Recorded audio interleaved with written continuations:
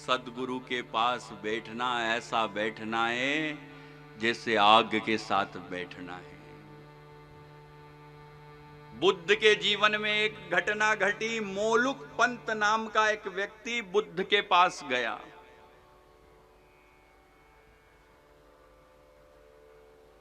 दार्शनिक था वो व्यक्ति। उसने बुद्ध के पास जाकर कहा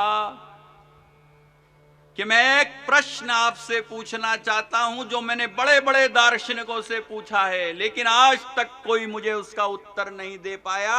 हे बुद्ध, क्या आप मेरे प्रश्न का उत्तर देने के लिए तैयार हैं?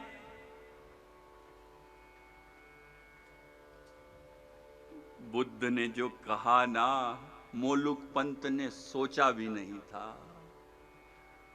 क्यों? बुद्ध जो है वो दार्शनिक नहीं है, बुद्ध दृष्टा है। खुली आंखों से जो प्रकाश दिख रहा है उसको बुद्ध देख रहे हैं, विचार नहीं कर रहे हैं, निर्विचार हैं। दार्शनिक जो है वो विचार करता है। मोलुक पंत ने सोचा भी नहीं था कि यूं घट जाएगा। और सदगुरु के साथ बैठना बड़ा खतरनाक होता है।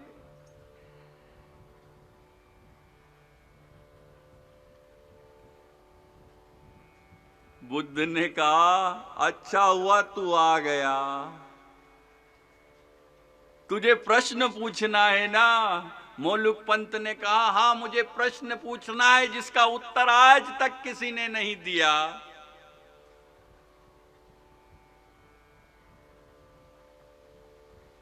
बुद्ध ने कहा, मैं तेरे प्रश्न का उत्तर दूंगा, तू लेने को राजी है?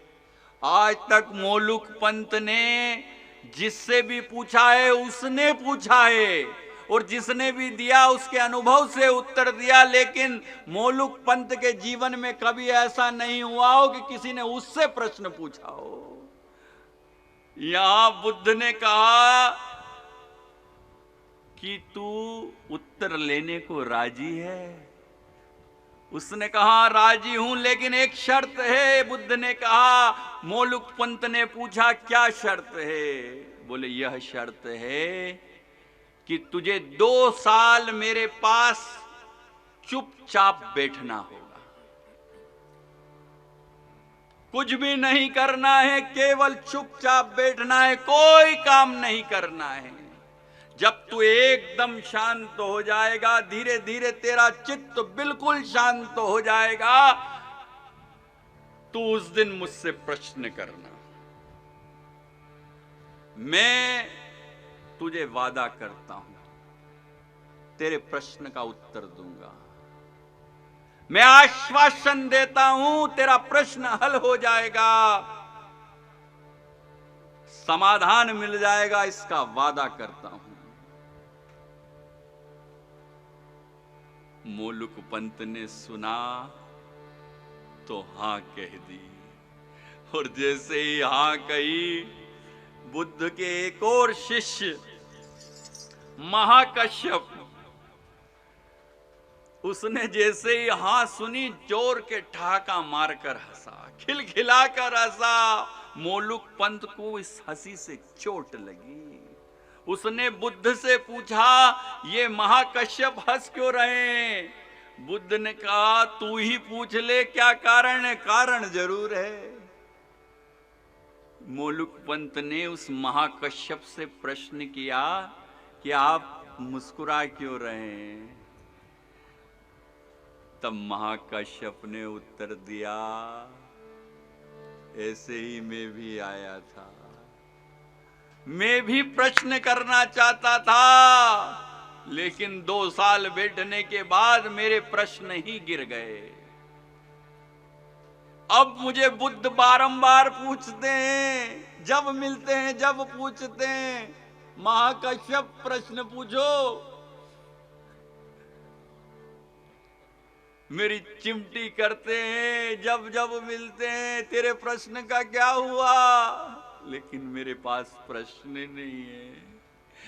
अरे तुझे पूछना है ना मोलुक पंत, तो अभी पूछ ले, मैं भी तो देखूं ये उत्तर क्या देंगे। इनकी बात में मत आ, क्योंकि एक बार वही धोखा फिर हो रहा है। तू प्रश्न पूछ ले। लेकिन बुद्ध ने कहा मैं वचनबद्ध हूं, 2 साल तक चुपचाप बैठना होगा। और 2 साल बीते, और जिस दिन बीते बुद्ध ने उससे कहा मोलुक खड़ा हो और प्रश्न कर, लेकिन वही हुआ, सारे प्रश्न 2 साल बाद गिर गए, समाप्त हो गए। उस दिन वो मोलुक पंत बोला अब मैं महाकश्यप की उस हंसी का राज जान गया। क्या पूछूं बुद्ध, कुछ पूछने को ही नहीं रह गया, पूछने वाला ही चला गया। ये 2 वर्ष का सन्नाटा, जैसे कोई बाढ़ आई और सारा कूड़ा कचरा बहा कर ले गई। अब कुछ बचा ही नहीं। आपकी इस 2 वर्ष की समाधि ने सारे समाधान दे दिए। अब क्या पूछूं? तो सद्गुरु के पास क्रांति घटती है, गलत सब समाप्त हो जाता है, सही जीवन का उपक्रम बन जाता है। सद्गुरु के पास किए सत्संग से मृत्यु घटती है। किसकी? आपके अतीत की, और पुनर्जन्म नया जन्म हो जाता है। सद्गुरु व्रत देते नहीं, व्रत तो उतरने लगते हैं, आने लगते हैं। जब कोई व्रत लेना पड़े तो वो व्रत छोटा होगा, थोता होगा। क्यों? सद्गुरु की दीक्षा में व्रत फलीभूत होने लगते हैं।